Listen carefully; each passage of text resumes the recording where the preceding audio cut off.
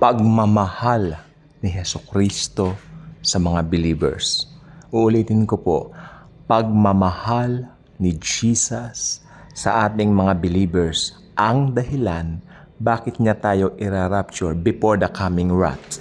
Okay, may mga ilang believers na pinagtatanggol nila na ang believers daw ay dapat maklear or kailangan daw siya ay dumanas ng tribulation. Actually, hindi nila alam ang kanilang sinasabi. That's what I'm trying to tell you right now. Ang tribulation po ay promise, hindi nyo gugustuhin mabuhay sa tribulation. Sobrang hirap po ng buhay during that time. Hindi ka makakabili ng pagkain mo. Okay? Maski sabihin mo marami kang pera, wala nang halaga, wala nang value ang pera, sapagkat ang tanging may value noon ay ang Antichrist. So, kung ano yung papatupad niya, doon at doon lang huhugot ng mga ipapatupad na alituntunin sa mundo para sundin ng mga taong natira. Mahirap pong mabuhay sa tribulation. Promise po yan, sinasabi ko po sa inyo. Kaya habang may panahon pa, aralin niyong mabuti ang Biblia. Meron po tayong tinatawag na rightly dividing the scriptures. Pagmamahal po ni Lord Jesus, ayan lang po ang pinakasimpleng masasabi ko.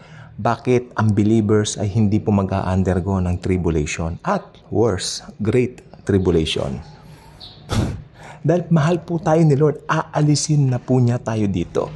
Tingnan niyo po namatay si Jesus para sa buong mundo. Amen? Yes. So, lahat wini-welcome niya na magkaroon ng buhay na walang hanggan sa pamamagitan ng libreng alok ng kaligtasan, libreng regalo, free gift of salvation.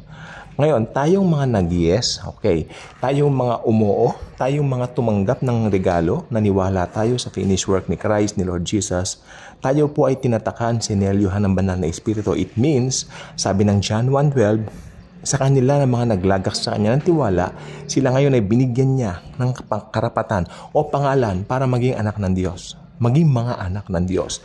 So tayo po ay mga anak na ng Diyos. So it doesn't make sense. Di ba? It doesn't make sense na yung mga anak niya, papabayaan niyang sumuong sa tribulation. Doesn't make sense. Walang sense, di ba? There's no sense.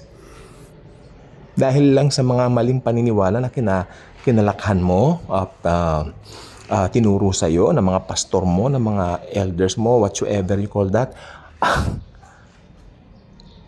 i-ignorin mo, sinusupla mo ang katotohanan na meron pong rightly dividing the scriptures. Ang rightly dividing the scriptures ay isang pag-aaral na kung saan talagang ito ay pinag-aralang mabuti. Hindi ito pag-aaral na parang dadampot ka lang ng verse tapos aangkinin mo na. It's not like that. Pinag-aralan yan according sa context. Okay, ang Biblia po isang buong aklat na naniniwala ko walang contradiction. Nagkakaroon na ng contradiction dahil sa maling interpretations ng mga Kristiyano. Okay, gusto ko po sabihin sa inyo, sino ba ang susuong sa tribulation? Ang susuong sa tribulation ay yung mga hindi naniwala sa libreng alok ng kaligtasan ni Jesus. It means, yung mga nag-reject kay Jesus Christ. Yung mga hindi naniwala sa kanyang finished work ako sana. Sila ang susuong sa tribulation. Talagang suong na suong. May tribulation, first 3.5 years, then the later, following 3.5 years after, great tribulation. Wherein the Antichrist will go doon sa temple na pinagawain niya na third temple. I am God, sasabihin niya. Matindi po ang buhay. Makinig po kayong mabuti sa akin. Matindi ang buhay. Mahirap mabuhay sa great tribulation. Kaya nung panahon ng COVID, matindi yung mga bumabanat sa amin sa Facebook. Kasi di ba usong-uso whenever na bakunaan ka na, magpipicture ka na, yes, papipicture mo yung bakuna mo, gano'n. Hala ka! May nag-comment sa akin. Ang dami po. Maniwala po kayo. Maiimpyerno ka na, gano'n. So yung logic po kasi noon, tama sila doon. Kasi ang mga nagpatatak po ng 666, maiimpyerno na po. Yan po ang doon. Kasi katumbas po yan ng selyo ng Antikristo na yun na. pag-aari ka na niya. Pero yung COVID vaccine, hindi po yan, hindi po yan mark of the beast. Kung mark of the beast yan, nasaan yung beast? Ganun lang naman yan, nasaan yung beast? Sino ang beast? Yung Papa sa Roma raw? Hindi beast ang Papa sa Roma. Hindi po siya. Si King Charles, lalong hindi. Born again si King Charles. Kristiyano yan. He loves Jesus. Oh. Wala pa. Wala. Dahil bago dumating yung Antichrist, sabi ko nga po sa inyo, dadagitin na tayo. Rapture na po tayo. Hindi nyo gugustuhin mabuhay sa tribulation, I promise you. Hindi nyo magugustuhan. Yun po ay mga nuclear war, ang mga lindol pagkalalakas. Okay? Mararanasan puro yung pinakamalakas na lindol na hindi pa naranasan ng buong sandigdigan kahit kailan pa man. So mararanasan din doon yung tinatawag na bangis o puot ng Diyos. Rat. Kasi itong mga nagsasabi na dadanas daw ng tribulation ng mga tao. Ito, yung sa English kasi may nakalagay, may mga tribulations po tayo. Makinig po mabuti. Ang mga Kristiyano, may mga tribulations tayo. Pero ang binabanggit doon ni Paul na tribulation, we have tribulations, ganyan. Ay si Jesus pala nagsabi noon sa John, di ba? You have tribulations in this earth, in this world. Yung tribulations po, ito yung mga pagsubok natin sa buhay, ito yung mga problema sa family, yung problema, halimbawa, problema sa trabaho, yan mga tribulations po yan. Problema kung paano mo ibabudget ang money mo, ayun po yung binabanggit doon. Pero hindi ibig sabihin ni Jesus Christ doon na yung tribulation na yun, yung great tribulation. Hindi po yun.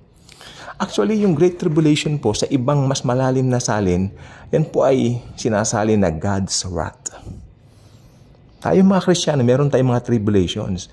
Pero, kailanman, hindi po tayo dadanas ng God's wrath. Kasi lahat ng wrath sa atin, ibinuhos na kay Jesus sa krus ng Kalbaryo nung siya nakapako. Lahat. All of our sins. Kaya tayo mga born again Christians, lahat ng mga kasalanan natin, past, present, future, napatawad na pong lahat. Klaro na tayo, clear na po tayo sa harapan ng Diyos Ama. So, hindi ka na dapat pang matakot na baka mawala ang salvation mo. Hindi mawawala ang salvation mo sapagkat ang nagligtas sa iyo ay Diyos na naging tao, makapangyarihan, yung kanyang ibinigay na kaligtasan sa iyo. Hindi ito bigay-bawi na Diyos. Hindi po ito yung Diyos na parang nagkakamali kasi binubura pa lang pangalan mo kung nagkakasala ka. Ibig sabihin, naniniwala ka na parang nagkakamali ang Diyos na ilalagay ang pangalan mo tapos iblablat na naman. No, may mga maling interpretation sila sa Biblia. Ang nakalagay lang po doon sa Biblia, I will blot you. Ibig sabihin, tatanggalin lang yung ilawan mo. Hindi ka magniningning, hindi ka magsisinag. Pero it doesn't mean na, ikaw ay, mawawalan salvation. Yung sa John naman, sabi nila, yun daw pong mga hindi nagbubunga ay pinuputol ang kanilang paliwanag. Hindi po. Actually po sa Grego, sa wikang Grego, yung mga hindi namumungang sanga, sa wikang Grego, itinataas po ng Diyos para pag tinaas po niya, mamumunga. Hindi niya puputulin. Ganun po yun. So, it's only a matter of time. I'm hoping, I'm praying, lahat ng mga Kristiyano may maling paniniwala tungkol dito. I hope, start niyong aralin.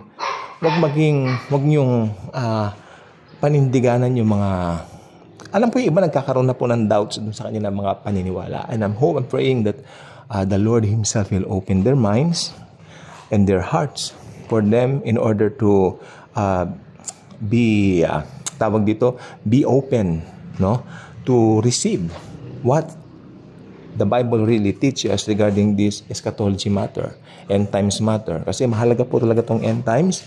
Ako, aminin ko po, some years back, hindi po ako nagtuturo ng end times. But, of course, alam ko na po yung eschatology ko noon pa. Alam ko na po ito, pero hindi ko tinututukan dahil sabi ko, mas magtututo ako yung sa daily living, yung mga provision ng Lord, ganun. Pero alam po ba ninyo, kung gusto nyo lalong bless na po tayo, pero lalo tayo nagiging conscious na blessed tayo kung pinag-aaralan natin ang prophecy. Lalo ka mako-conscious na blessed ka na. Kasi alam mo yung mga mangyayari, may alam ka eh. Kumpara doon sa mga unbeliever, wala silang alam. Hindi ba kayo masaya tayo mga born again? Masaya tayo, alam natin ang Bible, kumpara doon sa mga hindi Kristiyano. Sapagkat tayo, alam natin, meron tayong alam na hindi alam ng mundo. Di ba? Meron tayong alam na hindi alam ng mundo. At yan ang dapat happy tayo. Okay, thank you. And Jesus truly loves us all.